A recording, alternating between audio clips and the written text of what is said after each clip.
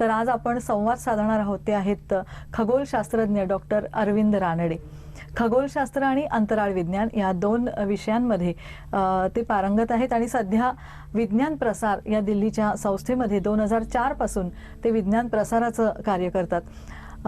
पुणे विद्यापीठाच्या आयुका म्हणजे inter university centre for astronomy आणि ॲस्ट्रोफिजिक्स येथे त्यांनी ॲस्ट्रॉनॉमिकल स्पेक्ट्रोस्कोपी या विषयामध्ये PhD केलेली आहे आणि अनेक पुरस्कारांनी ते सन्मानित झालेले. त्यापैकी काही म्हणजे विद्यार्थी दशेमध्ये असतानाच पुणे विद्यापीठामध्ये पहिला येण्याबद्दलचा लीलाबाई पिटकर पुरस्कार त्यांना मिळाला.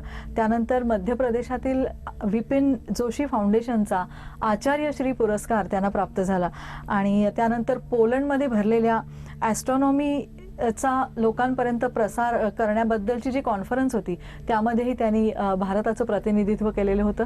तर आपण आता भेटणार आहोत डॉक्टर अरविंद रानडे यांना. नमस्कार डॉक्टर रानडे. नमस्कार. आत्ता जसं मी म्हटलं की तुम्ही PhD केली ॲस्ट्रॉनॉमिकल स्पेक्ट्रोस्कोपीमध्ये. खरं म्हटलं तर म्हणजे हा ऑब्झर्वेशनल ॲस्ट्रॉनॉमीचा प्रकार आहे. तर हे सगळं असं किचकट काम म्हणजे त्याच्यामध्ये तुम्ही काय केलं? प्रश्न फारच उत्तम आहे. त्याच्यासाठी मला वाटतं आपण थोडंसं मला वाटतं की हे सांगितलं तर आणि प्रेक्षकांनाही आवडेल आणि की आपण म्हणतो की ऑब्झर्वेशनल ॲस्ट्रॉनॉमीने असं काय केलं की त्याच्याकडे आकर्षण निर्माण झालं. तर आपण जर बघितलं तर आपण रात्रीच्या आकाशामध्ये बरेचसे तारे पाहतो आणि तारे पाहत असताना जर आपण थोडंसं एक निरीक्षक पद्धतीने बघायचा प्रयत्न केला तर तारे आपल्याला लाल रंगाचे दिसायला लागतात, पांढऱ्या रंगाचे दिसतात, काही निळसर दिसतात. तर मग याचा अर्थ काय की ताऱ्यांचे कलर वेगळे आहेत, मग तारे पण वेगळे आहेत का, हा एक स्वाभाविक मनात येणारा विचार. आणि जसं तुम्ही आता म्हणाला तसं मी पुणे विद्यापीठामध्ये ज्यावेळेला मास्टर्स ऑफ सायन्ससाठी ॲडमिशन घेतलं त्यावेळेला मला एक असा छानसा एक योगायोग मिळाला की मला त्या डिपार्टमेंटमध्ये खगोल विज्ञानाचा एक मुळात आवड असल्यामुळे तर त्या ठिकाणी आम्ही एक ॲमॅच्युअर ॲस्ट्रॉनॉमीचा क्लब चालवत होतो आणि तो चालवण्याचं काम माझ्याकडे त्या डिपार्टमेंटने दिलेलं.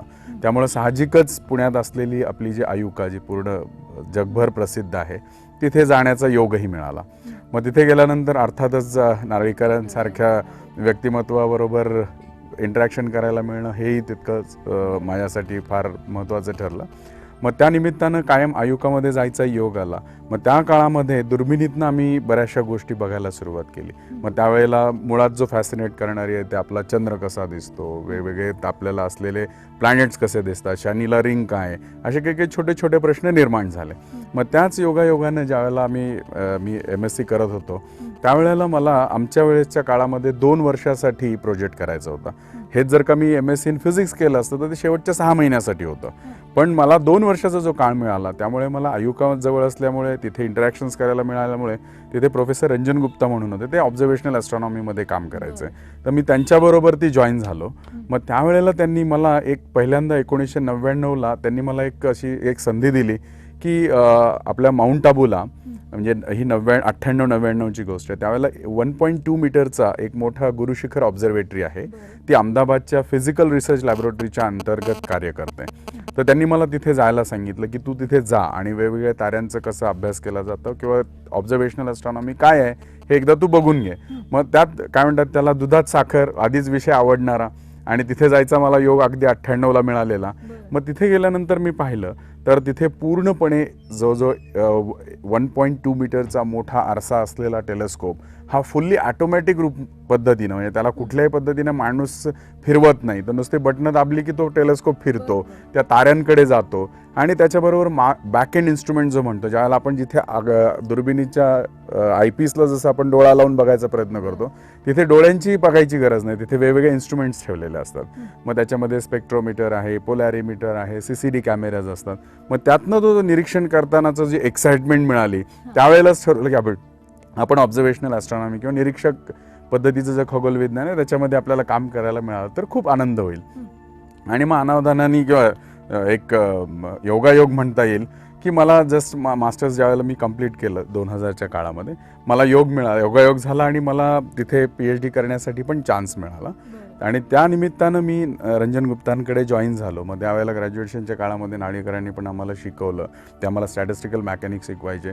मग तो जो इंटरेस्ट वाढत गेला आणि त्याच काळामध्ये मग जो मिळालेला चान्स होता त्यावेळेला आम्ही निरीक्षकाच्या पद्धतीनं मग आम्ही माउंट आबूच्या ऑब्झर्वेटरी, कारण त्या काळामध्ये आत्ता जी आयुकाची गुरुशिखर ऑब्झर्वेटरी आहे जिथे 2 मीटरचा टेलिस्कोप आहे, त्यावेळेला तोही आलेला नव्हता.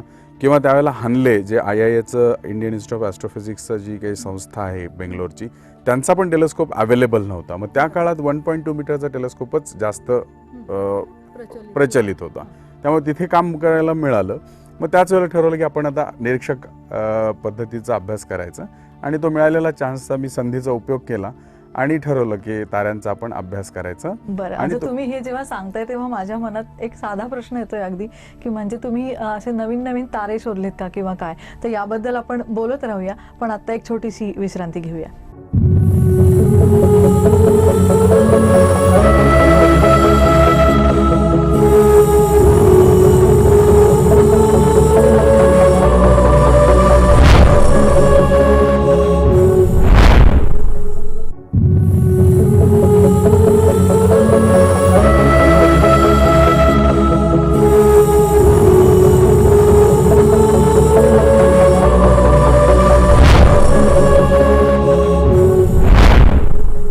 नमस्कार, ब्रेक नंतर पुन्हा आपलं स्वागत. आपण आज गप्पा मारतोय खगोलशास्त्रज्ञ डॉक्टर अरविंद रानडे यांच्याशी. तर डॉक्टर रानडे, आपण मगाशी जसं म्हणत होतो की तुम्ही म्हणजे मीच तुम्हाला म्हणत होती की तुम्ही मग नवीन नवीन तारे शोधलेत का, तुम्ही काय केलं? जसं मी म्हटलं की निरीक्षक ॲस्ट्रॉनॉमीमध्ये किंवा निरीक्षण खगोल विज्ञानामध्ये इंटरेस्ट निर्माण झाला. मग त्यावेळेला आपल्याला हे पण बघायला पाहिजे की कुठले प्रॉब्लेम्स आहेत की आजच्या जगामध्ये अनसॉल्व्ड आहेत किंवा त्या गोष्टींकडे सगळ्यांसाठी फायदा होईल, आणि काही प्रश्न आहेत की जे अनसॉल्व्ड आहेत म्हणा, किंवा त्या विषयाकडे जाण्यासाठी आपल्याला त्या विषयात काय करायला पाहिजे हे माहिती असणं गरजेचं असतं. तर तसं निरीक्षक ॲस्ट्रॉनॉमीमध्ये मी ज्यावेळेला बघितलं त्यावेळेला एक फार मोठा असा एक अजूनही आपण बघितलं तर ज्या पद्धतीनं टेलिस्कोप्स अवेलेबल्स आहेत त्याच्यामध्ये ताऱ्यांच्या वर्गीकरणाविषयी खूप मोठा एक अभ्यास अजूनही त्या काळामध्ये होणं फार गरजेचं होतं. आणि त्या काळामध्ये महत्त्वाचं असं म्हणता येईल की आपण जर ताऱ्यांचा एक सर्वसाधारण विचार केला तर ताऱ्यांच्या पृष्ठभागावरनं त्यांचं वर्गीकरण केलं जातं. मग अगदी 30,000 डिग्री सेंटीग्रेडपासून ते 3,500 डिग्री टेम्परेचर असलेले पृष्ठभागाचं तापमान असलेले ताऱ्याचं वर्गीकरण झालेलं आहे. पण त्याच्यामध्ये पण आपण जर आणि टेम्परेचर व्हेरिएशन्स किंवा त्यांच्या तापमानातल्या होणाऱ्या बदलाप्रमाणे त्यांच्या वातावरणात काय बदल होतात ह्याच्याविषयीची माहिती असणं खूप अजूनही आपल्याला त्याची आवश्यकता आहे की अगदी मायन्यूट लेवलला जाऊन काय करता येईल, काय त्याच्यात चेंजेस होत आहेत ते पाहणं गरजेचं होतं. मग त्यावेळेला मी म्हटलं की आपण जर त्याच्यात महत्त्वाचा दुसरा भाग बघितला की वातावरणात असलेल्या गोष्टींचा अभ्यास करायचा, तर त्याच्यासाठी आपल्याला स्पेक्ट्रोस्कोपी म्हणतो त्याला, की त्यांच्या वातावरणात होणाऱ्या जी काही चेंजेस होतात अणुरेणूंमुळे, ॲटम्स आणि मॉलिक्युल्समुळे, तर ते आपल्याला अभ्यासणं फार गरजेचं होतं. मग त्यावेळेला मी म्हटलं की आपल्या भारतामध्ये काय अवेलेबल आहे त्याचा विचार करता आणि ते प्रॉब्लेम्स घेण्याचा विचार केल्यानंतर एक स्पेक्ट्रोस्कोपी म्हणजे त्या ताऱ्यांच्या वातावरणात होणारे बदल आणि त्या बदलांमुळे आपल्याला ज्या काही गोष्टी माहिती होतील ह्याचा अभ्यास करण्याची गरज वाटली. आणि मग असं ठरवलं की आणि तो जो काळ होता म्हणजे 99 किंवा 2000चा काळ, त्यावेळेला नवीन आपण म्हणतो की स्पेस बेस्ड टेलिस्कोप म्हणजे अंतराळामध्ये जे काही दुर्बिणी आहेत त्यात फार मोठ्या प्रमाणामध्ये सर्वे चाललेले होते.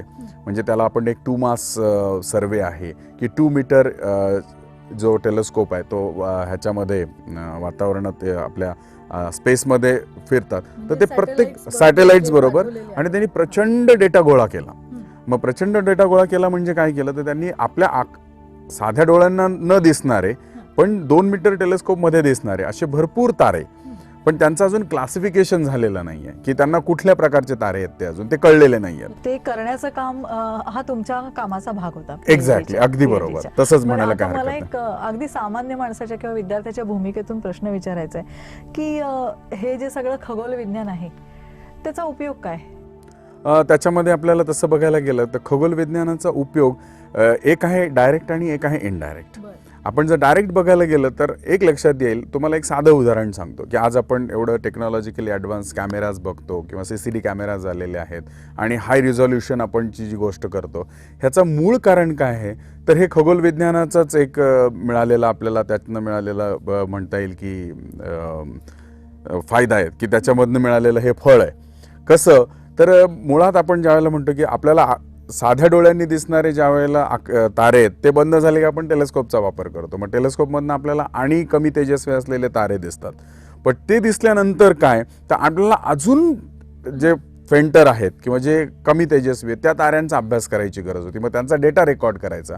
मग त्या काळासाठी सुरुवातीला जी CCD इन्व्हेंट झाली किंवा CCD कॅमेराज जे निर्माण करायचा जो प्रयत्न केला गेला तो केवळ आणि केवळ खगोल विज्ञानासाठी केला गेला. आणि मग त्याच्या नंतर व्यावहारिक जगामध्ये अगदी बरोबर, अगदी बरोबर. तर तो एक डायरेक्टली आपण म्हणता येईल की तो आपल्याला त्याचा पण फायदा झाला. म्हणजे खगोल विज्ञानामध्ये बऱ्याचशा गोष्टी आपल्याला उत्सुकतेसाठी बघत गेलेलं असताना आपण बऱ्याचशा गोष्टी इन्व्हेंट किंवा इनोव्हेट केलेल्या आहेत त्या आजच्या जीवनामध्ये फार प्रभावी साधन म्हणून वापरला गेलेला आहे.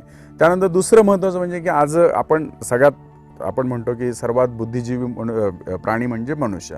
मग आपल्याला बऱ्याच वेळेला प्रश्न पडतात की आपण कुठनं आलो, कधी आलो, कसे आलो, का आलो, हे जे काही बेसिक प्रश्न आहेत हे आपल्याला अनावधानानं की ब्रह्मांडाची निर्मिती कशी झाली, ब्रह्मांड कसं असेल, ह्या ज्या काही क्युरियस गोष्टी आहेत हा एक त्यातला भाग झाला. आणि अगदीच लेटेस्ट बोलायचं झालं तर आज आपण एवढे वेगवेगळे स्पेस मिशन्स घेतोय. आपण मंगळावरती जायचा प्रयत्न करतोय, चंद्रावरती आपण बऱ्याचशा गोष्टी पाहिल्या. कारण का येत्या काळामध्ये आपण बघितलं तर साधारण पृथ्वीवरचे सगळेच रिसोर्सेस जे काय आपण मिनरल्स म्हणतो, ज्या पद्धतीनं आपण पेट्रोल, डिझेल आणि बाकीचे खनिज वापरतोय, काही येत्या 1000-2000 वर्षानंतर ते आपल्याला संपणार आहे. मग आपल्याकडे दुसरा रिसोर्स पण शोधणं गरजेचं आहे. मग आपल्याला सगळ्यात जवळचा कुठला तर चंद्र. मग चंद्रावरच्या काय गोष्टी आपल्याला वापरता येऊ शकतील तेही महत्त्वाचं आहे.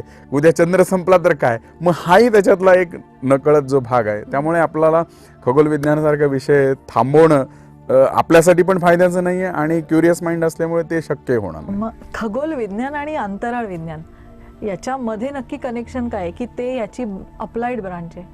नाही, खगोल विज्ञान आणि अंतराळ विज्ञान ह्या पूर्णपणे दोन वेगळ्या गोष्टी आहेत.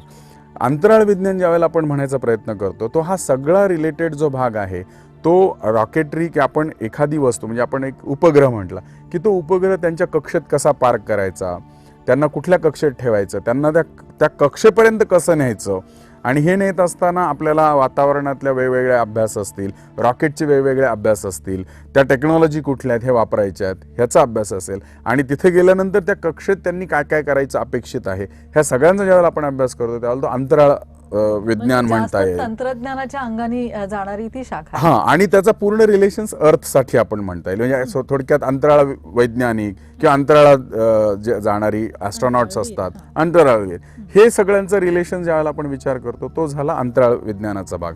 पण ज्यावेळेला आपण खगोल विज्ञानाच्या विषयाच्या गोष्टी करतो त्यावेळेला आकाशात दिसणारी कुठलीही गोष्ट असू दे, अगदी चंद्र दिसणारे ग्रह, तुमचा तारे आणि सूर्य यांच्यापासून ते आकाशगंगा, वेगवेगळ्या आकाशगंगा, मंदाकिनीज आपण म्हणतो, ह्या सगळ्यांचा अभ्यास आणि त्याचा भौतिक विज्ञानाच्या पद्धतीनं आणि गणिताचा वापर करून हे की आपण आज माहिती असलेले गणितीय सूत्र असतील, विज्ञान असेल, त्यांच्या प्रत्येक कुठल्याही ह्याच्या कसोटीवरती ते बसले पाहिजेत आणि ते कळून घेण्याचा जो अभ्यास करतो त्याला आपण खगोल विज्ञान म्हणायला हरकत नाही. मला वाटतं आपण आता ही चर्चा चालू ठेवूया आणि चालू ठेवत असताना पुढच्या आपण सेगमेंटमध्ये पाहणार आहोत की सामान्य माणसाच्या मनामध्ये ॲस्ट्रॉनॉमी आणि ॲस्ट्रॉलॉजी म्हणजे खगोल विज्ञान आणि ज्योतिषशास्त्र याच्याबद्दल खूप गोंधळ आहे. तर याबद्दल आपण त्यांच्याशी बोलत राहणारच आहोत. त्यामुळे कुठेही जाऊ नका, पाहत राहा इन गोवा.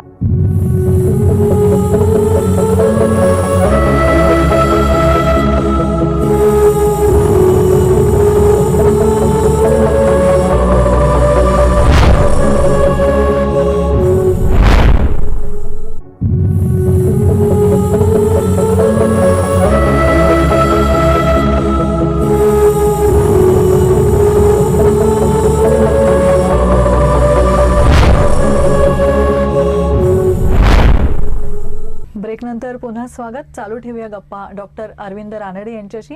अरविंद रानडे हे विज्ञान प्रसार दिल्ली इथे विज्ञानाच्या प्रसारासाठी काम करणारे खगोलशास्त्रज्ञ आहेत. तर डॉक्टर रानडे, आपण आत्ता असं म्हणत होतो की सामान्य माणसाच्या मनामध्ये खगोलशास्त्र आणि ज्योतिषशास्त्र यांच्याबद्दल थोडा गोंधळ असतो, तर त्याबद्दल तुम्ही काय सांगाल? मुळात मला असं वाटतं की कारण काय होतं, आपण एक सर्वसाधारण काय करता बुवा की खगोल विज्ञान करणारे, तर सगळ्यांच्या डोक्यांमध्ये असा विचार होतो की हे बहुतेक ज्योतिषशास्त्रच करत असावे. तर नाही, ह्या दोन्ही आधी मुळात मला वाटतं की आपण हे अशा गोष्टीने प्रयत्न करूया की ज्योतिष विज्ञान वेगळं कसं आणि खगोल विज्ञान वेगळं कसं. तर मी जसं म्हणालं की अंतराळातल्या किंवा विश्वातल्या वेगवेगळ्या गोष्टी आहेत. मग ते आपले सूर्य, चंद्र, तारे आणि वेगवेगळे असणाऱ्या गॅलेक्सीज, ह्या सगळ्यांचं ज्यावेळेला आपण वैज्ञानिक दृष्टीने अभ्यास करायला जातो, मग त्याच्या वातावरणात होणारे बदल किती दूर आहेत, ते का आहेत, कशासाठी होतात, ह्या सगळ्यांचा ज्यावेळेला आपण अभ्यास करायला लागतो, तो झाला खगोल विज्ञानाचा भाग. आणि ज्योतिष विज्ञानामध्ये पण आपण जर बघायला गेलं तर ते पण सुरुवातीला सांगतात की प्रत्येक ग्रह असा फिरतो, तो ह्या पद्धतीनं फिरतो, त्याची फिरण्याची इतका वेळ लागतो, ह्या कलेतनं फिरतात, त्या कलेतनं, तिथपर्यंतच तेही विज्ञानच आहे, त्याच्यात काहीच दुमत असायचं कारण नाही आहे. पण ज्योतिष विज्ञान खगोल विज्ञानातनं वेगळं कसं पडतं, तर त्यातनं होणारे जे काही बदल आहेत त्या फिरत असतात, म्हणजे प्रत्येक ग्रह असेल किंवा तो कुठली चंद्र असेल, हे फिरत असताना ते फिरतात आणि त्याच्यामुळे आपल्यावर काहीतरी परिणाम होतो, हा जो त्यांचा विचार आहे किंवा तो ते त्याच्यावरती आपला लॉजिक टाकतात आणि त्याचा वापर करून आपल्यावरती परिणाम होईल हे ज्यावेळेला ते भाकीत करतात, त्यावेळेला हा पूर्णपणे सायकोलॉजिकल अभ्यास आहे असं म्हणायला हरकत नाही. कारण का की ते विज्ञानाच्या कुठल्या कसोटीवरती साध्य होत नाही. मगाचपासून असा आपल्याला परत परत उल्लेख होतोय की दिल्लीमध्ये विज्ञान प्रसार नावाची संस्था आहे आणि त्या संस्थेतर्फे जे कार्य केलं जातं, नावातून ते कळतंय, पण त्याचा टार्गेट ग्रुप कोण आहे आणि मुख्य हेतू काय आणि काय काय प्रकारची कार्य तिथं केली जातात, हे आपल्या प्रेक्षकांना ऐकायला आवडेल. नक्कीच. विज्ञान प्रसार ही जी संस्था आहे, ह्याची मुळात निर्मिती झाली ती 1989च्या काळामध्ये. त्याच्या मागे पण थोडंसं विज्ञान आहे. कसं तर 1980ला ज्या वेळेला आपल्या पूर्ण भारतामधनं पूर्ण सूर्यग्रहण झालेलं, त्यावेळेला मी खूप 2 वर्षाचाच असेल, पण आपल्या आईबाबांचा विचार केला तर त्या काळामध्ये आणि हे असे प्रूव्ह झालेलं आहे. इनफॅक्ट 1980च्या काळात टेलिव्हिजन सेट जस्टच कुठे कुठे यायला सुरुवात झाली होती किंवा आलेलाही नव्हता. पण त्या काळामध्ये पण 1980च्या काळामध्ये ज्यावेळेला सूर्यग्रहण झालं त्यावेळेला पिच डार्क, म्हणजे पूर्णपणे एक चिटपाखरूही आपल्याला रस्त्यावर दिसत नव्हतं. मग याचा अर्थ असा झाला की सायंटिफिक कम्युनिटीमध्ये असं विचार करायला लागले की काय इतकं घातक आहे का, तर तसं बघायला गेलं तर त्यात काही घातक काहीच नव्हतं. मग हे लोकांना समजून सांगायचं कसं. मग ह्याच्या निमित्तानं अशा संस्था असायला पाहिजे की ज्याच्याकडनं विज्ञान काय आहे अशाच्या गोष्टींमध्ये, ह्याच्यासाठी 1989च्या काळात विज्ञान प्रसार सारख्या संस्थेची निर्मिती करायचं डोक्यात आलेलं. मुळात सूर्यग्रहण किंवा चंद्रग्रहण याच्या मागे असलेल्या अनेक प्रकारची भीती किंवा अंधश्रद्धा ज्या आहेत त्या कशा दूर कराव्या, ह्या एका बेसिक प्रश्नातून अगदी बरोबर. आणि त्याच्यानंतर मग असं लक्षात आलं की हा फक्त एकच विषय नाहीये की आपण फक्त खगोल विज्ञान किंवा ह्या होणाऱ्या ग्रहणांच्या विषयीच नाहीये. तर मग असं लक्षात आलं की जे विज्ञान आहे, जे क्लिष्ट वाटतं, उदाहरणार्थ गणित विषय बरेचशा विद्यार्थ्यांना अगदीच नको वाटतं की नाही हा फारच किचकट विषय आहे. किंवा आपण थोडंसं भौतिकशास्त्रामध्ये गेलं की काही वेळापर्यंत ते नियम आपल्याला आवडायला लागतात, पण त्या नियमांचा वापर करून पुढे आपल्याला काही करायचा प्रयत्न केला तर ते किचकट वाटायला लागतं. म्हणजे याचा अर्थ काय की आपण शिकत असताना की त्या गोष्टींचं अप्लाइड पद्धतीनं शिकवायला कुठे ना कुठेतरी सिस्टममध्ये तफावत निर्माण झाल्यासारखी वाटली. आणि हे होत असताना त्या गोष्टींकडे जाण्यासाठी काहीतरी एक नवीन गोष्टी निर्माण केल्या गेल्या पाहिजेत अशी एक संकल्पना पुढे आली. मग त्याच कारणासाठी आज विज्ञान प्रसारासारखी जी संस्था आहे, हे आम्ही सगळ्या डॉक्युमेंटरीज म्हणतो की आपण एक फिल्म एक फार मोठं माध्यम आहे की ज्याच्यातनं आपल्याला विज्ञान सोप्या पद्धतीनं करता येऊ शकतं, सांगता येऊ शकतं. त्याच्यानंतर तिसरा महत्त्वाचा भाग विज्ञान प्रसार निर्मिती करण्याच्या मागचा की एक सायंटिफिक टेम्परची आपण गोष्ट करतो की आपला वैज्ञानिक दृष्टिकोन हा आपण आपला पूर्ण कॉन्स्टिट्यूशन ज्याला आपण आपलं हे म्हणतो संविधान आहे, त्याच्यामध्ये सांगितलेलं आहे की आपण सायंटिफिक टेम्पर डेव्हलप करायचंच आहे. ही दॅट इज वन ऑफ आवर काय म्हणता येईल त्याला गोल किंवा आपली आट आहे ती, आपल्या जबाबदारी येते आपल्यावरती. मग हे करण्यासाठी आपल्याला सायंटिफिक टेम्पर करण्यासाठी काय करायला पाहिजे, तर त्या प्रत्येक गोष्टीच्या मागचं विज्ञान काय हे कळून घेण्याची गरज आहे. म्हणून मग विज्ञान प्रसार सारख्या संस्थेची निर्मिती झाली. मग आम्ही मोठ्या प्रमाणामध्ये जसं बघितलं की आज 1990 नंतर 95 नंतर आमचं काम खूप वाढलं. मग त्याच वेळेला विज्ञान प्रसार एक प्रकाशक म्हणून पण आम्ही काम करतो. तर ह्या प्रकाशकाच्या माध्यमातून आम्ही जवळजवळ 350पेक्षा जास्त पुस्तकांचं प्रकाशन गेलं आणि त्याच्यामध्ये सगळे विषय हँडल केले गेलेले आहेत. Physical science, chemical science, medical science, ह्या सगळ्या विषयांचा त्याच्यामध्ये अंतर्भाव आहे. त्याचबरोबर ती आम्ही पूर्ण भारतभर विज्ञानाचे क्लब्स तयार करतो की ज्या ज्या लोकांना विज्ञानाविषयी आकर्षण आहे, समजून घेण्याची इच्छा आहे आणि त्यांच्याकडे भरपूर टार्गेट ऑडियन्स पण आहे विद्यार्थी वयांमधला, तर ते आमच्याशी ॲफिलिएशन घेतात, ते क्लब तयार करतात. ही पूर्णपणे फ्री ऑफ कॉस्ट आहे आणि ते एकदा क्लब मेंबरशिप मिळाली की आम्ही त्यांना सर्टिफिकेट्स देतो आणि त्यांनी विज्ञानाच्या कार्य करत राहावं आणि केलेलं काम आमच्यापर्यंत पोहोचवावं ह्यासाठी ही क्लब निर्मिती केली जाते. आणि ते क्लब चालवत असताना त्यांना ज्या काही गोष्टी लागतात त्या आम्ही पुरवण्याचं काम, त्याला आम्ही रिसोर्स मटेरियलच्या माध्यमातून, पुस्तकं आहेत, वेगवेगळ्या फिल्म्स आहेत, मॅगझिन्स आहेत, ह्या माध्यमातून आम्ही त्यांना पोचवायचा प्रयत्न करतो. आणि त्याचबरोबर आम्ही 2 मॅगझिन्स पण आहे, एक ड्रीम 2047 म्हणून, की 100 भारताला स्वातंत्र्य मिळाल्यानंतरच्या 100 वर्षानंतर भारत कुठे असला पाहिजे हे एक आपण स्वप्न बघितलेलं, म्हणून त्या पूर्ण मॅगझिनचं नावच आहे ड्रीम 2047. हे पण फ्री सबस्क्रिप्शन आहे. त्याच्यामध्ये लेटेस्ट आणि अपडेटेड सायन्स अँड टेक्नॉलॉजीचे काही ज्या गोष्टी घडतात पूर्ण जगामध्ये त्याच्याविषयी वेगवेगळे वैज्ञानिक असतील, सायन्स कम्युनिकेटर असतील, ते लेख लिहितात, आम्ही त्यांना प्रसिद्धी देतो. जे आहे ते विपनेट न्यूज लेटर म्हणून, जे आपले विज्ञानाचे क्लब जे मेंबर्स आहेत त्यांना आपण VIPNET म्हणजे विज्ञान प्रसार नेटवर्क ऑफ सायन्स क्लब, ह्या क्लबसाठी जे चालवलं गेलेलं मॅगझिन आहे ते मीच, माझ्याकडेच ती जबाबदारी आहे. त्याचं नेटवर्किंगचं कॉर्डिनेटर पण मीच आहे.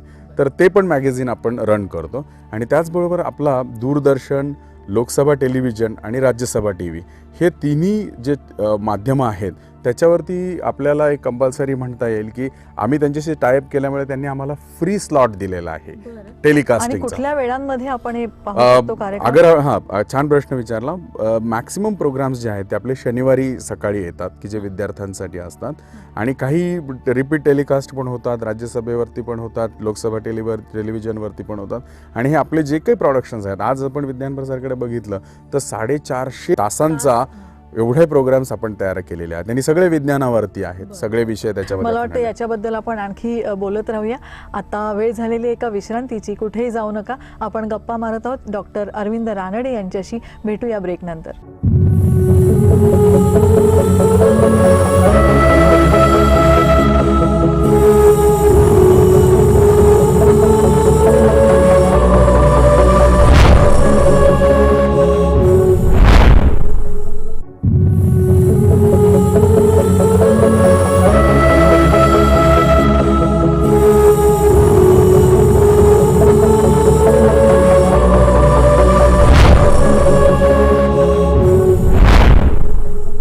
नमस्कार. ब्रेकनंतर पुन्हा एकदा संवाद साधूया डॉक्टर अरविंद रानडे यांच्याशी.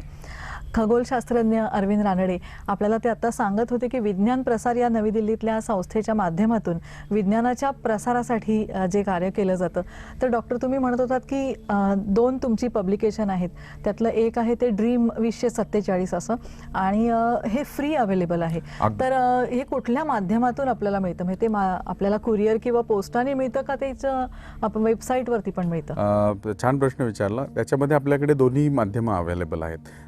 आता उदाहरणार्थ आपण शाळांना वगैरे सांगतो की तुम्ही सॉफ्ट कॉपी पण आमच्या वेबसाईटवरनं घेऊ शकता, किंवा जर कोणाला इंडिव्हिज्युअल असेल आणि त्यांना ते पुस्तकाच्या रूपानं वाचायची इच्छा असेल तर आपण त्यांना हार्ड कॉपीसाठी पण सबस्क्रिप्शन करायला सांगतो. अगदी पूर्णपणे हे फ्री सबस्क्रिप्शन आहे. आजच्या दिवसाला जवळजवळ आपण 60,000 लोकांना ते मॅगझिन दर महिन्याला जातं. आणि म्हणजे ते मागवण्याची फक्त इच्छा असली पाहिजे, देण्यासाठी तुमच्याकडे तुम्ही फ्री देणार आहात, आणि वाचण्याची पण इच्छा असली पाहिजे. ह्या दोन्ही गोष्टी असतील तर एकतर ज्यांना इंटरनेट फॅसिलिटी आहे त्यांनी आपल्या वेबसाईटवरनं, जे vignanprasar.gov.in नावाची वेबसाईट आहे, तर त्याच्यावरनं गेलं तर पहिल्या पेजवरतीच आपल्याला हिची कॉपी दर महिन्याला 27 ते 28 तारखेला आपण अपलोड करतो. ते तुम्ही डाउनलोड करून प्रिंट करून वाचू शकता. आणि ज्यांना वाटतं की ती हार्ड कॉपीच्या रूपाने हवी ते आपल्याला सबस्क्राईब करू शकतात. फक्त सुरुवातीचा जे वेळ आहे की ती सबस्क्राईब होईपर्यंतचा जो काळ आहे त्याला थोडासा वेळ लागतो. कारण का की एकदा नाव आलं की ते आपल्याला पोस्ट ऑफिसकडनं त्याच्यासाठी हे करायला लागतं. कारण आपण प्रत्येक वेळेला एक नाव आलं तर ॲड करू शकत नाही, तर त्यांना एकाच वेळेला 500 नावं ॲड करायला लागतात, ती परमिशन्स वगैरे घ्यायला लागतात. मग सुरुवातीचं एडिशन किंवा इश्यू यायला वेळ लागतो, पण एकदा आला की तो कंटिन्यू येत राहील. बरं बरं बरं. तर ह्या सगळ्याचा आपण लाभ घ्यायला हवा. आणि जसं त्यांनी मगाशी आपल्याला म्हटलं की लोकसभा TV आणि राज्यसभा TV, म्हणजे मला स्वतःला तरी असं वाटत होतं की इथे फक्त जेव्हा त्यांचे सेशन चालतात तेव्हा आपण तो टीव्ही बघायचा असतो असा माझा गैरसमज होता. पण आता त्यांच्याकडून आपल्याला कळलेलं आहे की दर शनिवारी आणि इतर वेळी या सगळ्या विज्ञानाच्या कार्यक्रमांचा टेलिकास्ट राज्यसभा आणि लोकसभा टीव्ही याच्यावरूनही होत असतो आणि दूरदर्शनवरनं अर्थातच याचा प्रसार होत असतो. तर खगोल विज्ञानाबद्दल तुम्ही आम्हाला मगाचपासून सांगता आहात, तर या शाखेमध्ये जर आम्हाला एखाद्याला शास्त्रज्ञ बनायचे किंवा करिअर करायचे तर त्यांनी ती कशी करावी किंवा त्यासाठी कुठल्या मार्गाने दिशेने जावं? छान प्रश्न आहे आणि हा मला वाटतं सगळ्याच यंगस्टर्सला हा फार महत्त्वाचा प्रश्न आहे. छान प्रश्न विचारला.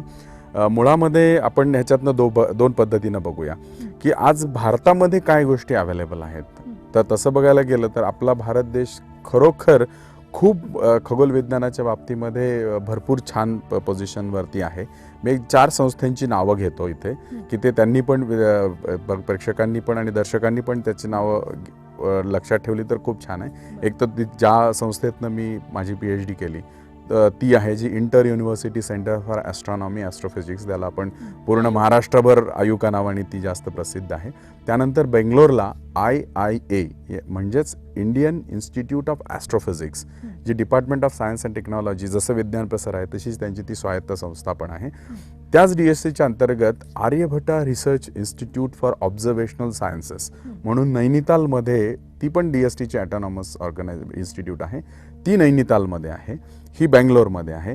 त्याचबरोबर ती आपण हरिश्चंद्र रिसर्च इन्स्टिट्यूट जी अलाहाबादमध्ये आहे, त्याचबरोबर ती फिजिकल रिसर्च लॅबोरेटरी जी अहमदाबादमध्ये आहे, त्यानंतर आपण RRI रमन रिसर्च इन्स्टिट्यूट बँगलोरमध्ये आहे, IISc आहे.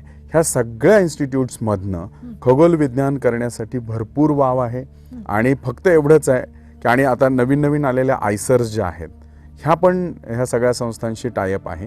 त्याच्यासाठी फक्त एवढंच आहे की तुम्हाला तिथे जाण्यासाठी ज्या एक्झाम्स आहेत त्या द्यायला लागतात, पण त्या एक्झाम्स ज्या आहेत त्या आपल्या 10वी-12वी नंतर देता येत नाही. त्याच्यासाठी तुमच्याकडे मास्टर्स डिग्री असणं गरजेचं असतं. आणि मास्टर्समध्ये आपण मास्टर इन फिजिक्स असलात तरी चालेल, मास्टर इन केमिस्ट्री पण आता बऱ्यापैकी अप्लाइड सायन्सेसमध्ये आपण घेतो, MSc इन मॅथमॅटिक्स ह्या विषयांमध्ये तुम्ही जर का मास्टर्स केलेलं असाल तर त्यांची जी एक्झाम असते दरवर्षी वेगवेगळ्या इन्स्टिट्यूट, काही कोलॅबरेशननी पण करतात, काही इंडिव्हिज्युअली पण करतात, इंडिपेंडेंटली पण करतात. त्या एक्झाम दिल्यानंतर आपल्याला डायरेक्ट तिथे ॲक्सेस मिळतो आणि 1 वर्ष ग्रॅज्युएट स्कूल करायला लागतं की त्याच्यामध्ये तुम्हाला पूर्ण विषयाचा एक अंदाज दिला जातो आणि 1 वर्षानंतर तुम्ही त्याच्यामध्ये तुमच्या आवडीचा विषय कुठला आहे त्या पद्धतीनं तुम्ही तो पुढच्या भविष्यासाठी PhDसाठी तो विषय निवडू शकता. हा एक भाग. आता याच्या व्यतिरिक्त दुसरी पद्धत अशी खगोल विज्ञान होण्यासाठी, जर तुम्हाला वाटलं की याच्याहीपेक्षा आपल्याला बाहेर जाऊन करायचं आहे तर आंतरराष्ट्रीय स्तरांवरती पण मग आपण वेगवेगळ्या पद्धतीनं GRE देऊनही जाऊ शकता. मग वेगवेगळ्या आणि इनफॅक्ट युरोपियन कंट्रीजमध्ये पण भरपूर इन्स्टिट्यूट्स आहेत, त्यांच्या पण अशाच एक्झाम्स असतात. त्या पद्धतीनं आपण एक्झाम्स देऊन बाहेरही जाऊ शकता. पण एक महत्त्वाचा ह्याच्यातला जो समजण्याचा भाग आहे की खगोल विज्ञान करायला तुम्हाला PhD सारख्या लेवलवरती जाऊनच करायला लागतं. कारण का की आपण ज्यावेळेला खगोल विज्ञानामध्ये कॉन्ट्रीब्यूट करायचा विचार करतो त्यावेळेला आपण जसं एक साधारण विचार करूया की आपण एखाद्या कार्पेंटरला बोलवलं तर तो कार्पेंटर येताना फक्त एक छोटीशी पिशवी घेऊन होतो की त्याच्यामध्ये त्याच्याकडे सगळा तो रंधा असतो, ती करवत असते, कात्री असते, सगळं असतं. म्हणजे हे त्याचे टूल्स आहेत. तसंच खगोल विज्ञानही जर करायचं असेल तर तुमच्याकडे सगळे टूल्स असले पाहिजेत. मग ती तुम्हाला करवत असू द्या, रंधा असू द्या किंवा आणि कुठली गोष्ट, तेही मिळवण्यासाठी तुम्हाला मास्टर्स करायला लागतं. कारण तुम्ही जे मास्टर्सपर्यंत शिकता त्याच्यामध्ये तुम्ही सगळे फिजिक्सच्या म्हणजे आपण भौतिक विज्ञानाच्या, गणिताचे जे काही सूत्र, जे काही वेगवेगळ्या गोष्टी आहेत त्या आपण शिकतो आणि त्याचा तुम्हाला नंतर उपयोग करायला लागतो तुमच्या PhDच्या काळामध्ये. ते जर तुम्ही 10वी घेतलं तर तुम्ही बऱ्याचशा गोष्टी अजून शिकलेल्या नसतं, मग तुम्हाला तो खूप कोप अप व्हायला वेळ लागेल. त्यामुळं ते तो आजच्या स्थितीला तो हा फक्त PhD सारख्या विषयांसाठी किंवा PhD सारख्या स्तरावरती आणि हा ऑलमोस्ट सिनारिओ सगळ्या पूर्ण विश्वभर पण तसाच आहे. बरं. म्हणजे सुरुवातीला मुलांना शाळेत असताना खूप इंटरेस्ट असतो आणि एखाद्या ॲस्ट्रॉनॉमिकल ऑब्झर्वेटरीमध्ये जाऊन ते ग्रहतारे बघतात, पण त्यानंतर ती खरंच पुढच्या 5 वर्षात गोंधळलेली असतात की बाबा खरंच याच्यामध्ये काही करण्यासारखं आहे का. तर त्या सगळ्या मुलांना मला वाटतं आपल्याला हेच सांगता येईल की थोडा पेशन्स ठेवा, त्या दिशेने जाण्यासाठी तुम्ही फिजिक्सच्या वाटेने चालत राहा आणि योग्य वेळी तुम्हाला तुमचा ध्रुवतारा सापडेल. अगदी बरोबर. छान, सुंदर. मला वाटतं याच मुद्द्यावरती आपण थांबूया. यांच्याकडे खरं तर सांगण्यासारखं खूप आहे की अगदी परग्रहावर सृष्टी आहे का वगैरे असे खूप प्रश्न मलाही सुचतात. पण पुन्हा केव्हा आपण गोव्यामध्ये आलात तर नक्की पुन्हा भेटूया आणि पुन्हा एकदा संवाद साधूया. इन गोवा चॅनलसाठी. इन गोवाच्या वतीने मी तुमचे मनापासून आभार मानते. धन्यवाद डॉक्टर धन्यवाद. अरविंद रानडे. नमस्कार. आणि Thank you. सर्व प्रेक्षकांनाही पुन्हा सांगू इच्छिते की याच निमित्ताने आणखीन अनेक शास्त्रज्ञांची संवाद आपण साधत राहूया. नमस्कार.